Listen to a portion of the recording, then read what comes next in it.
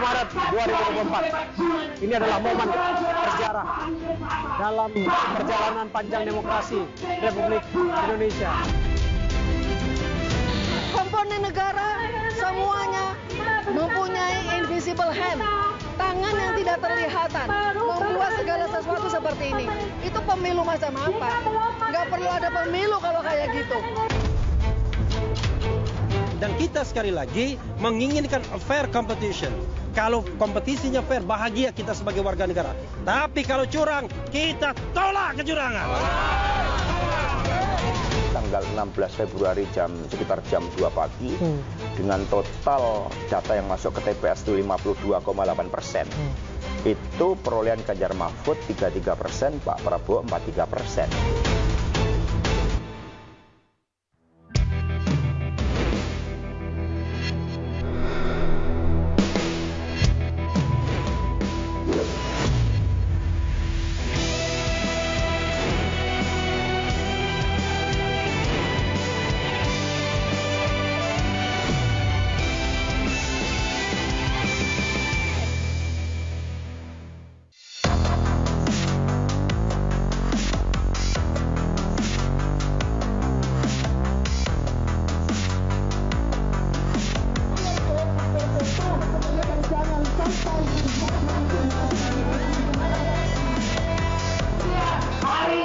Maret 2024. Bisa jadi ini adalah momen bersejarah dalam perjalanan panjang demokrasi Republik Indonesia, di mana Komisi Pemilihan Umum Republik Indonesia menetapkan pemenang pemilihan umum Presiden 2024-2029 dan pemilihan umum legislatif 2024-2029.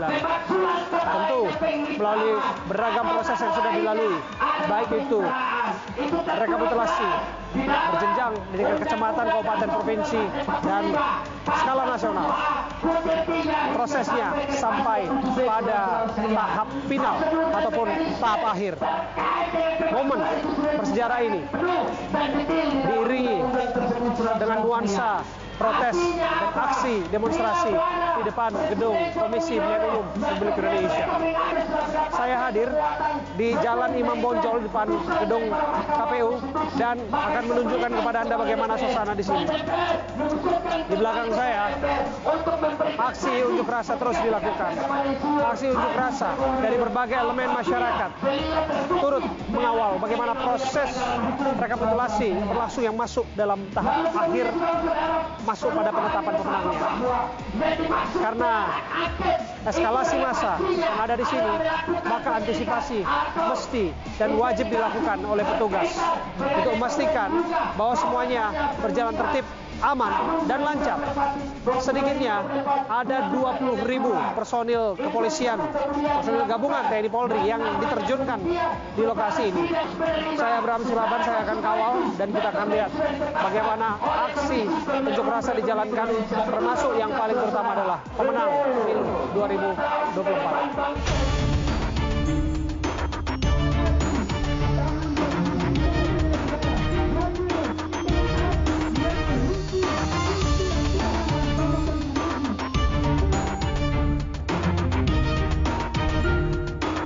Panas terik matahari memang bukan menjadi penghalang bagi pengunjuk rasa pendemo yang ingin menyampaikan orasinya, ingin menyampaikan pandangan mereka.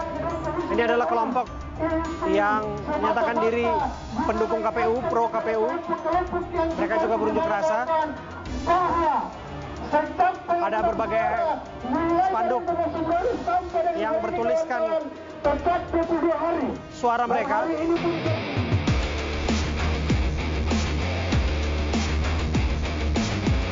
Tolak isu pemakzulan Jokowi. Jangan hasut dan provokasi rakyat. Center for Indonesia Election. Perbedaan pendapat sah-sah saja, beda pandangan sah-sah saja, selama itu dilakukan dalam koridor yang tertib dan aman. Kita akan cari tahu dan dalami apa saja pandangan mereka yang hadir di depan KPU di babak akhir, di tahap akhir rekapitulasi berjenjang secara nasional di momen penetapan pemenang Pilpres 2024.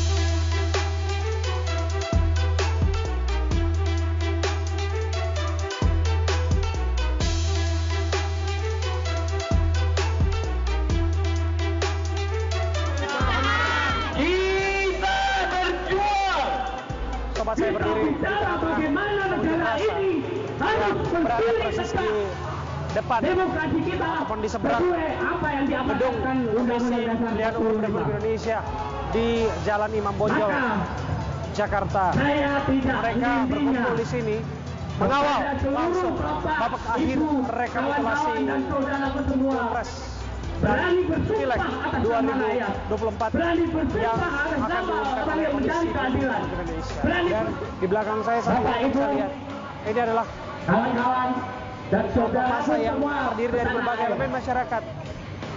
Saya melihat ada bapak-bapak, bahkan ada ibu-ibu juga. Malah bisa lihat di sini. Di sebelah kanan saya ada kelompok ibu-ibu yang mereka juga turut malah bawa sapu lidi mereka. Ini dari kelompok mana Ibu? Dari mana Bu? Oh, saya dari masyarakat biasa, Mas. Sengaja datang ke KPU hari ini, kita bawa sapu lidi. Sapu lidi? Ya, ini hanya simbol. Ada beberapa simbol yang baru kita sampaikan. Simbol sapu lidi adalah apa? Bersih-bersih. Kita mau bersih-bersih, yang kotor, KPU yang kotor, Bawaslu yang kotor, negara yang ini yang kotor. Karena proses pemilu dari awal, pada saat, dan sesudah. Ini kan sudah masuk di babak akhir rekapitulasi, yang mana itu dilakukan secara transparan. Ada saksi-saksi di sana. Ini kan akan segera diumumkan dan ditetapkan hasil pemenangnya. Ibu nggak percaya? Saya termasuk kelompok masyarakat penegak konstitusi yang sudah melakukan mosi tidak percaya, dituduh proklamasi. Betul-betul tidak percaya. Kita mau percaya sama siapa sekarang? Ibu nggak percaya KPU? Sekarang kita mau percaya sama siapa coba? Kepala negara berdiam diri. Komponen negara semuanya mempunyai invisible hand. Tangan yang tidak terlihatan membuat segala sesuatu seperti ini. Itu pemilu macam apa? Nggak perlu ada pemilu kalau kayak gitu. Saya kapok. Ikut pemilu saya udah 4 kali kayaknya ya. Kayaknya yang tahun ini yang paling barbar, Mas. Sangat vulgar, sangat transparan, rekayasa. Apa ya? Didesain sedemikian rupa, rakyat jadi kayak orang gitu loh. Jadi bukan masalah kalah atau menang. Bukan masalah kita seperti orang yang barisan sakit hati. Bukan itu poinnya. Seperti itu. Setelah dari sini kelihatannya akan sengketa di Mahkamah Konstitusi. Harus. Harapan Ibu? Kebenaran harus yang terjadi. Kebenaran harus yang terungkap. Kalau kebenaran sudah terungkap, ya siapapun nanti yang menjadi keputusan terakhir, kami legowo. Kalau sekarang kita nggak tahu mana yang benar, mana yang salah, harus sampai ke tahap Mahkamah Konstitusi. Artinya Ibu, angket itu juga ramai dibicarakan. Sampai sekarang DPR belum menunjukkan tanda-tanda apapun untuk mendorong angket. Ya justru itu Mas, teman-teman semua melakukan begitu banyak dorongan. Aksi di depan DPR, gedung parlemen, dengan harapan ayo segera ambil keputusan yang lengkap dan sepakat semua partai-partai yang ada di 03, yang ada di 01 segera sepakat untuk lakukan hak angket itu. Jangan hanya PDIP saja, kita dorong terus dari masyarakat seperti itu. Apa harapan Ibu? Karena ini sudah masuk babak akhir alias babak rekapitulasi penetapan hasil pemilihan presiden dan pemilihan legislatif. Kepada siapapun yang membuat porak-poranda proses pemilihan presiden kali ini, hati-hati terhadap karma itu aja. Hati-hati dengan karma. Karena karma yang nyata.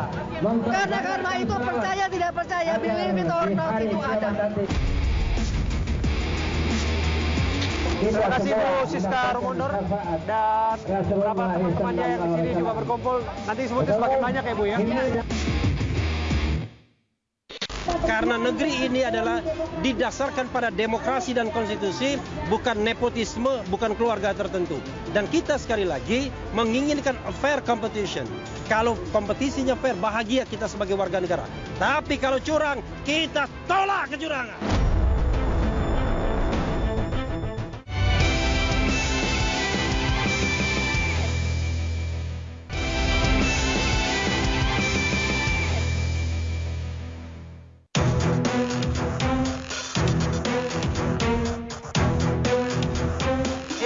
Memperjuangkan negara kesatuan Republik Indonesia. Kita tidak memperjuangkan paslon tertentu lagi.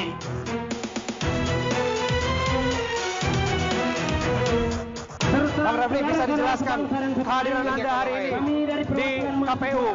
Karena bagaimanapun, Bang Refli, publik sudah tahu posisi Anda ada di kubu Anies Muhaimin. Apakah ini artinya bahwa menolak apapun yang ditetapkan oleh Komisi Pemilihan Umum hari ini? Iya, yang kita tolak itu adalah pemilu atau pilpres curang. Ya, kita tidak mempermasalahkan siapa yang menang, siapa yang kalah. Sepanjang itu dicapai dengan jujur dan adil, dengan konstitusional, saya pribadi no problem. Kita harus berkompetisi secara fair. Tetapi begitu kompetisinya tidak fair, maka menurut saya haram hukumnya kalau kita mengakui hasil pemilu tersebut. Tetapi tidak mengakui bukan berarti kita tidak mengupayakan sesuatu.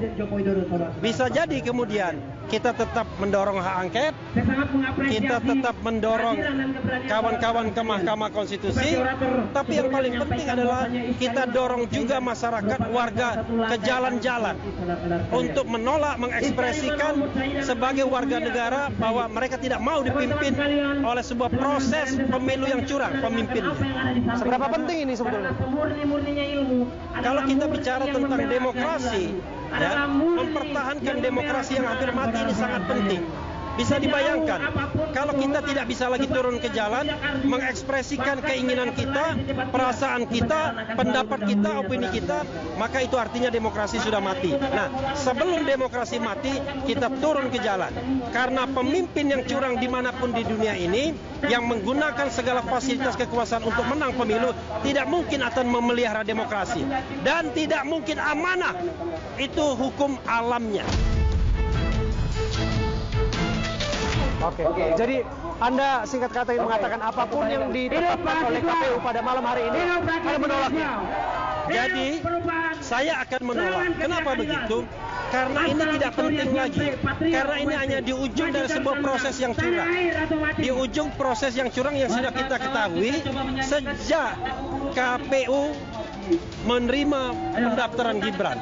Tapi jauh sebelumnya, sejak Jokowi mengekspresikan bahwa dia ingin 3 periode, memperpanjang masa jabatan, menunda pemilu. Ketika itu tidak bisa, Gibran yang dipasang untuk melanjutkan dinasti dan kekuasaannya. Itu yang kita tolak. Karena negeri ini adalah didasarkan pada demokrasi dan konstitusi, bukan nepotisme, bukan keluarga tertentu. Dan kita sekali lagi menginginkan fair competition. Kalau kompetisinya fair, bahagia kita sebagai warga negara. Tapi kalau curang, kita tolak kecurangan.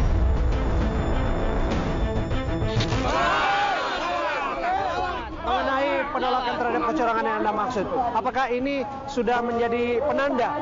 Jangan-jangan bukan hanya penanda, barangkali sudah ada langkah yang pasti maju ke Mahkamah Konstitusi untuk urusan sengketa hasil pemilihan presiden?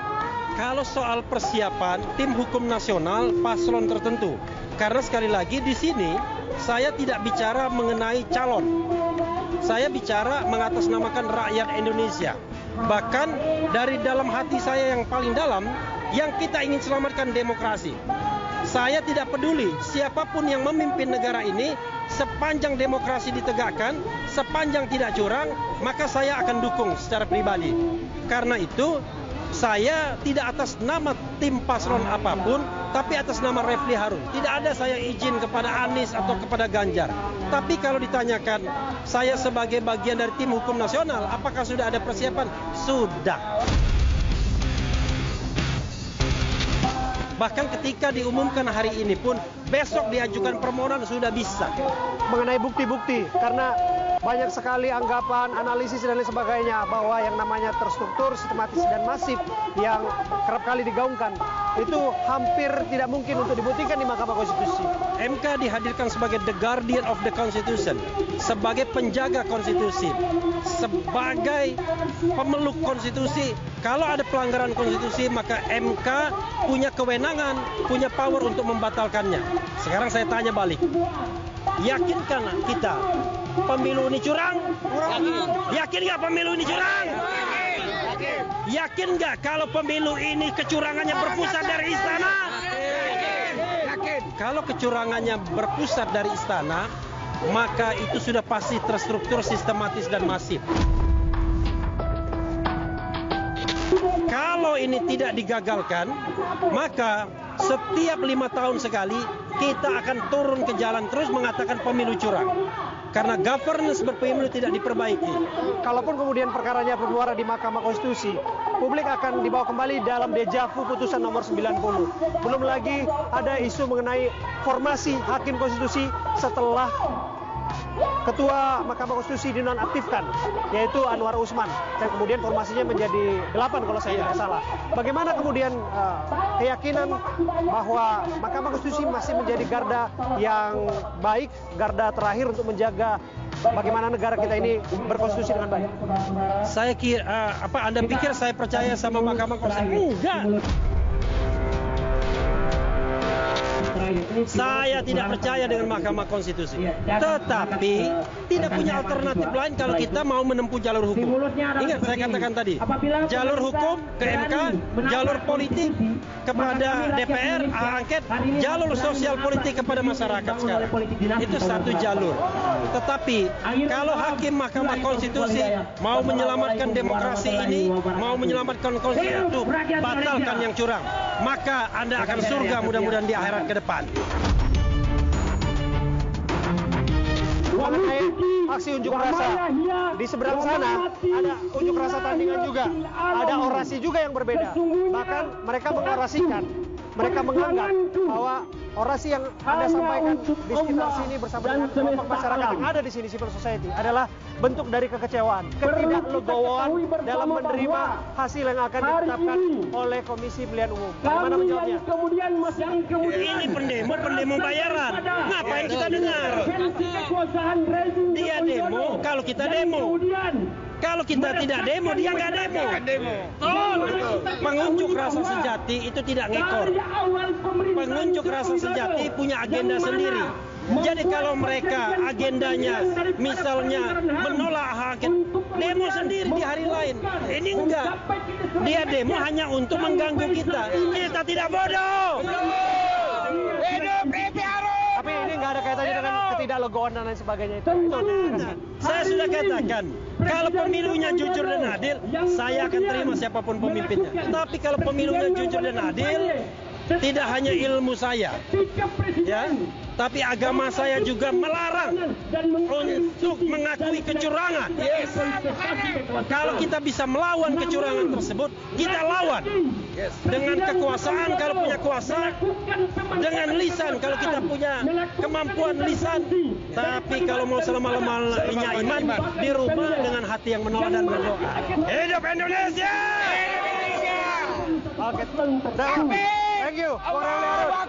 Thank you, Bang.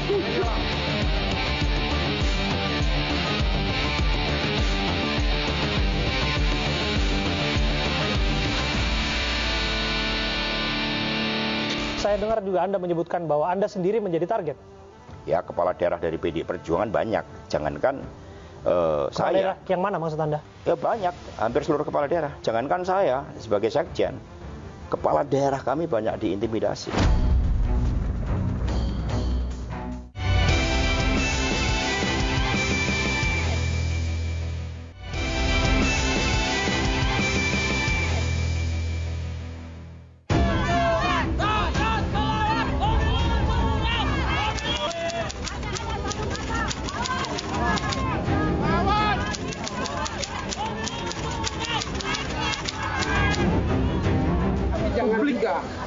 nanti KPU menetapkan pemenang pemilu 2024, pemilu presiden, pemilu legislatif. Sebagian masyarakat terkumpul di sini untuk berbagai elemen yang melakukan unjuk rasa, masih tetap bertahan, masih tetap berada di posisinya masing-masing, dan mereka menyampaikan protes mereka meneriakan protes mereka, dan sekaligus untuk saja aksi yang di belakang saya ini aksi bakar ban ya, bakar ban. Ini sebagai bentuk protes yang mereka utarakan terhadap protes yang dilakukan kepada Umum Republik Indonesia selaku penyelenggara pemilu.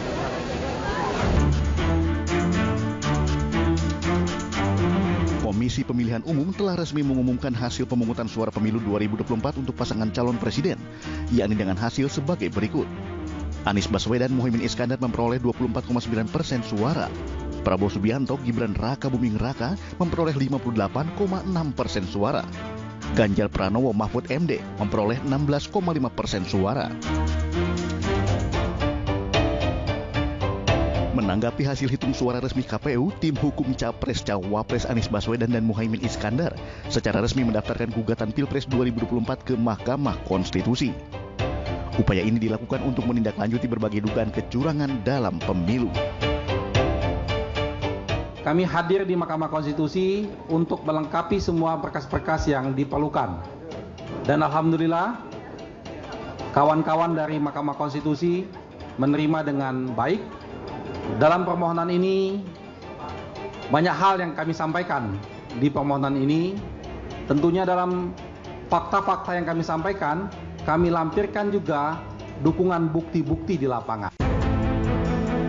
Sementara itu, Capres nomor urut 1 Anies Baswedan menegaskan bahwa upaya ini adalah demi menegakkan proses demokrasi yang benar karena proses dan hasil sama pentingnya.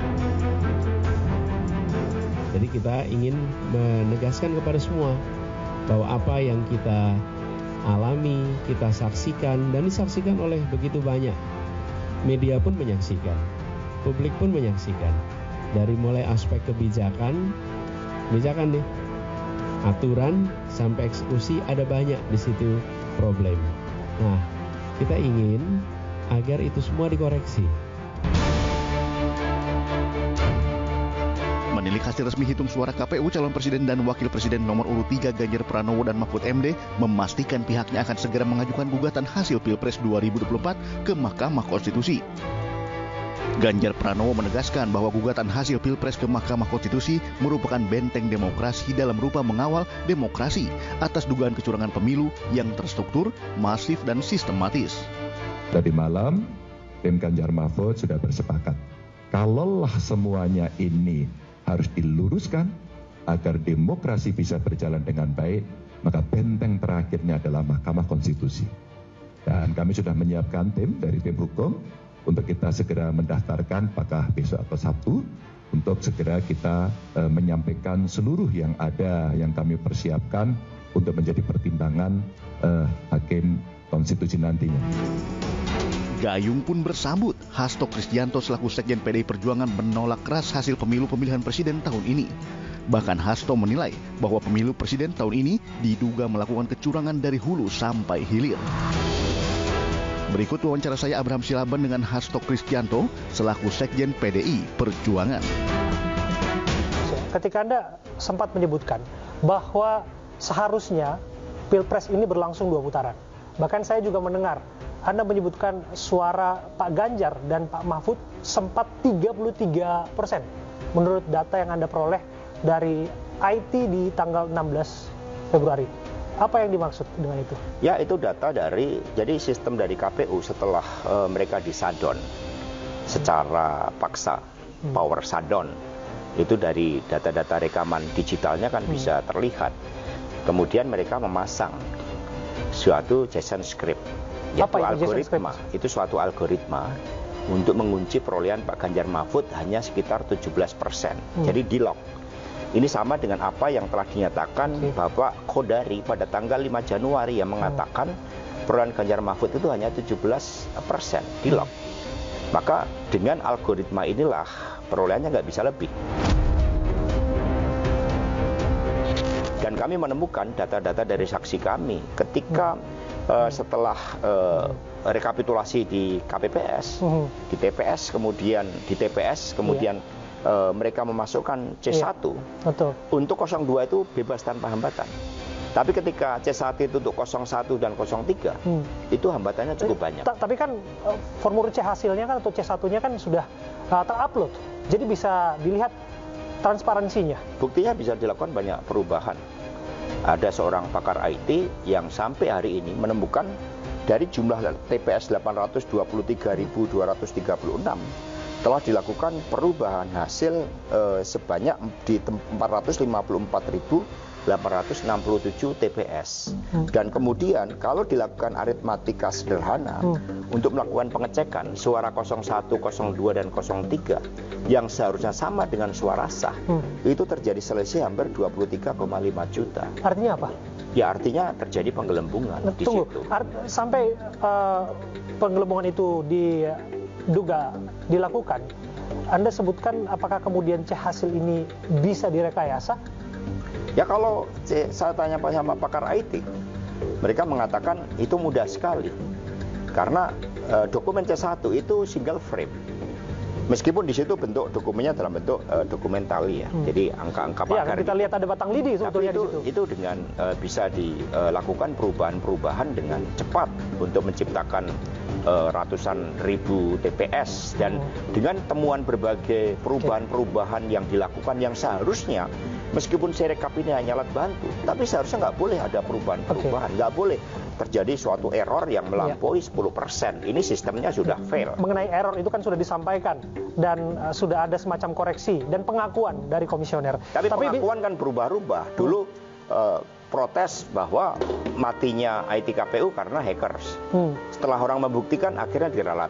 Dulu mereka mengatakan tidak mungkin server di luar negeri. Setelah ada pembuktian akhirnya diralat. Jadi sudah tidak kredibel lagi. Tunggu Mas, Anda menyebutkan bahwa ada algoritma JSON script. Saya nggak awam mengenai ini. Yang Anda sebutkan bahwa ini mengunci angka ataupun perolehan suara Ganjar Mahfud. Anda juga menyebutkan bahwa formulir C hasil atau C1 itu bisa direkayasa. Apakah Anda punya semua data-datanya ini? Ya ada, dari pakar IT kan ada. Termasuk juga ketika JSON script itu dinormalisasi. Artinya program yang ngelok perolehan suara Ganjar Mahfud itu dihilangkan. Kemudian dilakukan normalisasi pada saat itu tanggal 16 Februari sekitar jam 2 pagi dengan total data yang masuk ke TPS itu 52,8%. Itu perolehan Ganjar Mahfud 33%, Pak Prabowo 43%. Dan kalau kita lihat ketika ada survei berapa besar yang setuju hak angket, itu 62% setuju berdasarkan survei Kompas, 68% setuju berdasarkan survei dari kumparan.com. Artinya ini kan yang setuju angket dan pasti bukan pemilih 02. Oke, Mas Hasto, Anda menjelaskan dan beberkan mengenai bagaimana kemudian sistem informasi rekapitulasi KPU ini memang syarat masalah, itu memang sudah diakui. Dan itu kemudian banyak pakar IT, bukan dari saya. Saya hanya mengutip dari para pakar yang dipertanggungjawabkan. Sayangnya KPU tidak mau melakukan audit forensik secara terbuka. Jadi Anda menduga bahwa dugaan kecurangan ini sudah diskenariokan mulai dari hitung cepat sampai pada dari hulunya. Dari hulu sampai hilir. Dari ketika dilakukan rekayasa hukum di MK. Itu pun kalau kita lihat dalil-dalil hukum, teori-teori hukum yang dipakai, seharusnya MK nggak bisa mengambil keputusan untuk merubah syarat calon presiden dan wakil presiden pernah menjadi kepala daerah. Karena dari 9 hakim MK, 4 kan dissenting opinion. Dari 5 yang setuju kepala daerah wali kota, itu kan 3, yang 2 kan menyebut gubernur. Sehingga syarat-syarat untuk menghasilkan keputusan di MK pun kalau tidak ada intervensi kekuasaan, itu tidak akan terjadi.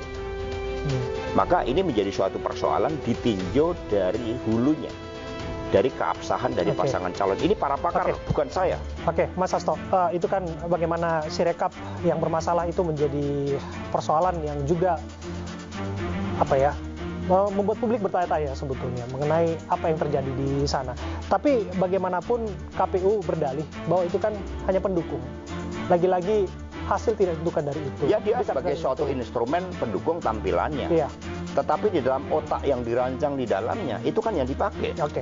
Kalau kita kembali lagi, rujukan rekapitulasi berjenjang dari tingkat kecamatan, kabupaten sampai provinsi, dan kita berkaca pada hasilnya, yang mana ada 34 provinsi, Ya, tidak yang mana percaya hasilnya. 32 provinsi Hasilnya adalah udah tidak bisa pemenangnya Prabowo Gibran, dipercaya lagi, dan itu yang paling 2 bertanggung provinsi jawab adalah Pak Jokowi. Anies Mohaimin, dan tak Hasilnya- satu provinsi pun yang hasilnya tidak bisa dimenangkan dipercaya. oleh Pak Ganjar Mahfud. Anda tidak percaya? Saya tidak percaya. Bagaimana mungkin seluruh daerah basis PDI Perjuangan? Kami punya kepala-kepala daerah yang hebat, partai terkonsolidasi, Jawa Tengah, Bali, Sulut, bisa kalah. Padahal rekam jejak survei yang kami lakukan 1 bulan sebelumnya, yaitu memberikan keunggulan pada pasangan Pak Ganjar dan Pak Mahfud. Apalagi pasangan ini memang betul-betul menjawab problematika Prof. Mahfud misalnya, menjawab problematika terhadap masalah-masalah korupsi. Apa mungkin rekayasa itu dilakukan sampai pada tahapan rekapitulasi berjenjang yang mana itu dilakukan secara transparan dan bahkan PDIP punya saksinya di sana? Ya, sangat mungkin. Saksi kami menolak dari saksi Ganjar Mahfud. Sekarang saya bertanya, survei menunjukkan 51 juta pemilih memilih 02 karena faktor bansos. Apakah itu tidak kita persoalkan? Bahwa itu sebagai suatu bentuk kebijakan terhadap pemerintah, itu dianggap sah-sah saja sebagai jejaring pengaman sosial misalnya. Ini elektoral, sampai PBB aja HAM mempertanyakan terkait dengan berbagai persoalan Anda itu. bisa membuktikan itu, bahwa ini ada kaitannya dengan elektoral. Bukan kami yang membuktikan, survei-survei yang independen, termasuk dari Kompas membuktikan 51 juta preferensi memilih ke 02 karena bansos. Lalu kami menemukan di sini ada 23 pakar IT ya, menemukan penggelembungan 23,5 juta. Ini hanya aritmatika sederhana, menghitung antara suara sah yang seharusnya sama dengan suara 01 plus 02 plus 03. Maka sebenarnya kalau KPU berpendapat bahwa Sirekap ini hanya sebagai alat bantu, kenapa mereka kemudian ketakutan tidak mau audit forensik? Lalu Bapak Ugroseno, mantan Wakapolri, mengusulkan sebaiknya Sirekap ini dipolis lain, karena kejahatan pidana umum ini tidak terkait dengan pemilu. Tapi mengapa KPU tidak mau dilakukan audit forensik terhadap Sirekap kalau itu hanya sebagai suatu alat bantu? Artinya seluruh desain kecurangan hulu hilir memang terjadi dimulai dari kebijakan. Kalau kita lihat secara sistematis dulu lah, ini fakta yang ditemukan di lapangan. Pertama, kepala desa secara masif dilakukan intimidasi. Ini kan terjadi di seluruh Indonesia. Di Makassar, cara intimidasinya adalah masih mau tidur sama istrinya enggak?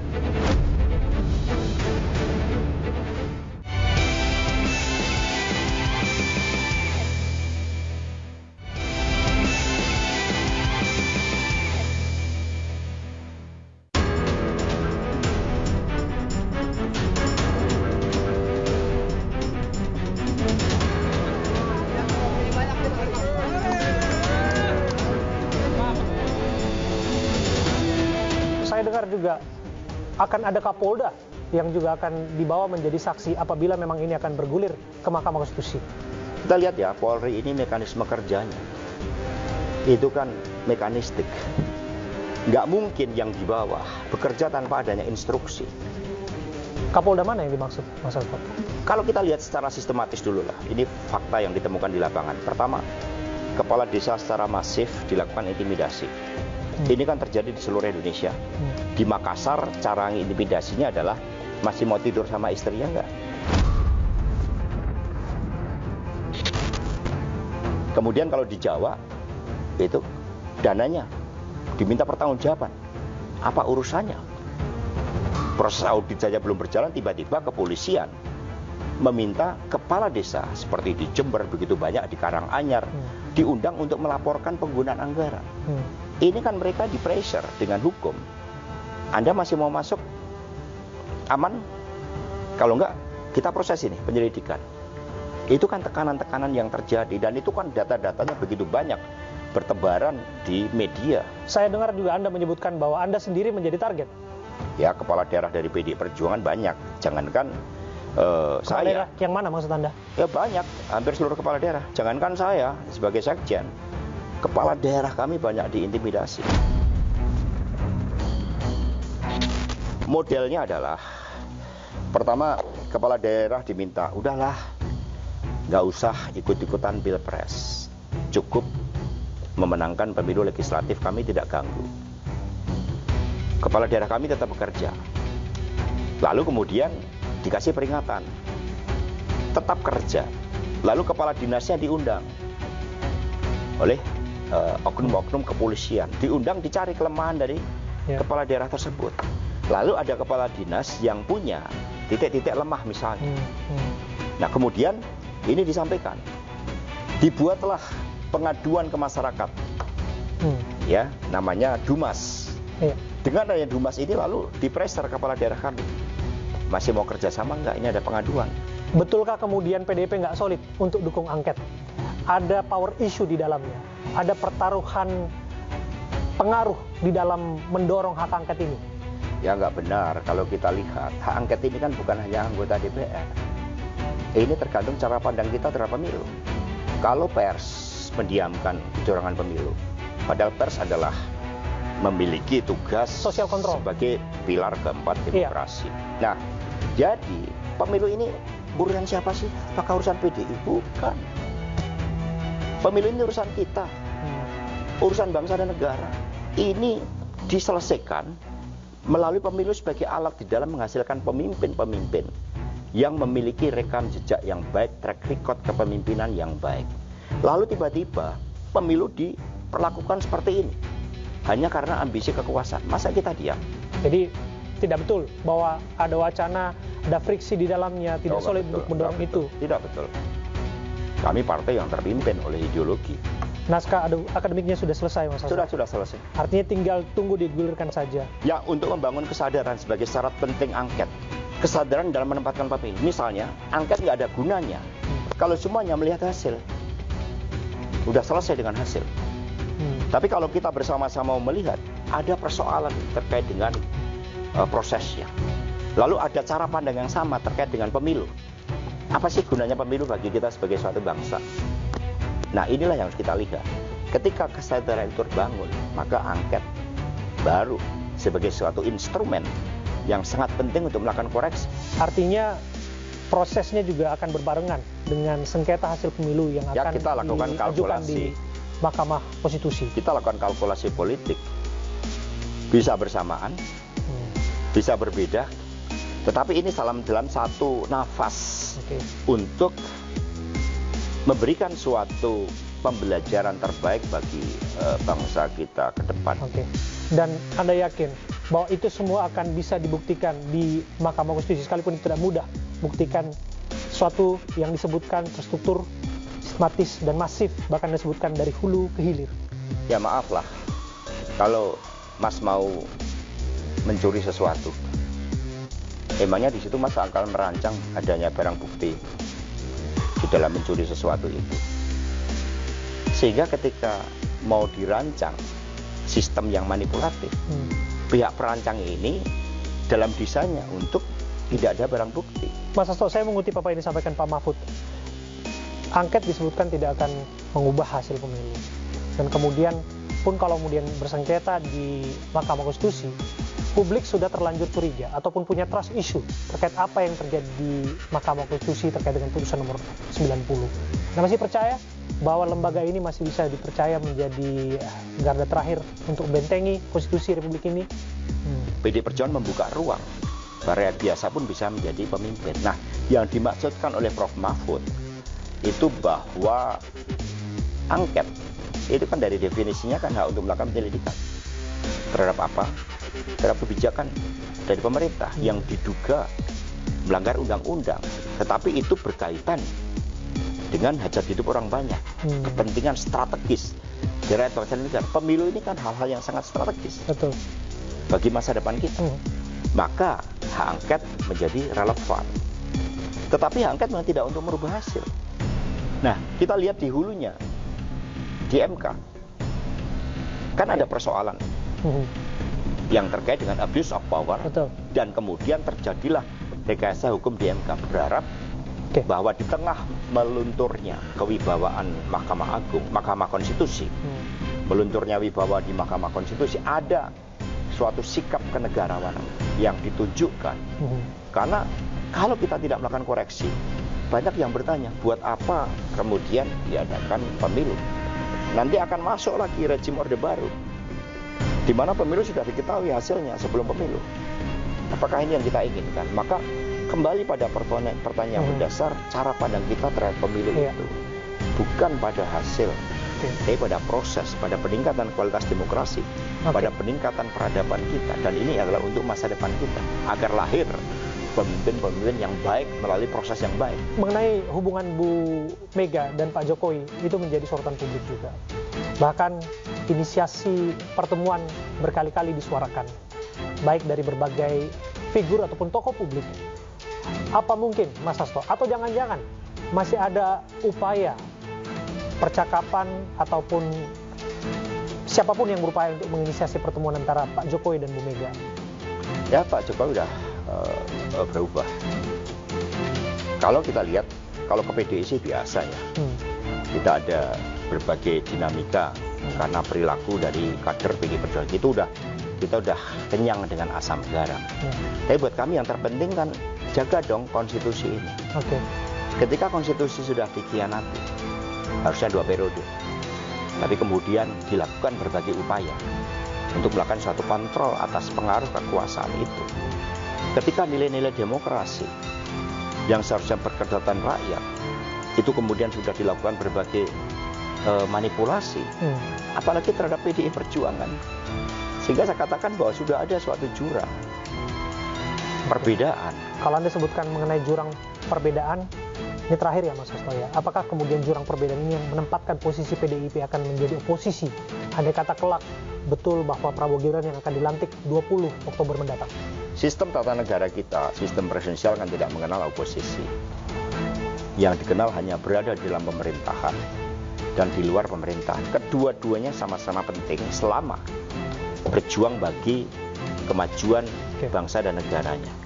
Kemajuan bagi rakyat di dalam menghadapi berbagai problematika kehidupan terkait dengan kemiskinan, pengangguran, kesempatan mendapatkan pendidikan yang layak, kesehatan yang layak, dan seterusnya. Nah, sehingga keputusan politik terkait sikap dari PDI Perjuangan apakah akan di dalam pemerintahan maupun berada di luar pemerintahan, itu nanti ada momentumnya untuk membahas. Momentum kita saat ini adalah untuk melihat proses pemilu ini secara jernih dan menggunakan hak konstitusional yang kami miliki, baik itu misalnya penggunaan hak angket ataupun melalui proses hukum di Mahkamah Konstitusi. Kedua-duanya sah untuk dipakai. Nah, nanti dalam momentum tepat kita akan melihat. Tetapi yang diingatkan oleh PDI Perjuangan bahwa pemerintahan ke depan itu juga tidak mudah. Yang penting komitmen kami adalah pada kemajuan bangsa dan negara. Terima kasih sekali lagi Mas Hasto Kristianto, Sekretaris Jenderal Partai Demokrasi Indonesia Perjuangan, sudah menyampaikan berbagai statement kepada kami mengenai isu politik terkini, dan kita akan lihat bagaimana sikap PDI Perjuangan termasuk mengenai angket, termasuk bagaimana sengketa hasil pemilu yang nanti akan digulirkan di Mahkamah Konstitusi. Terima kasih Mas Hasto. Dan demikian wawancara saya Abraham Silaban pamit undur diri. Terima kasih. Sampai jumpa.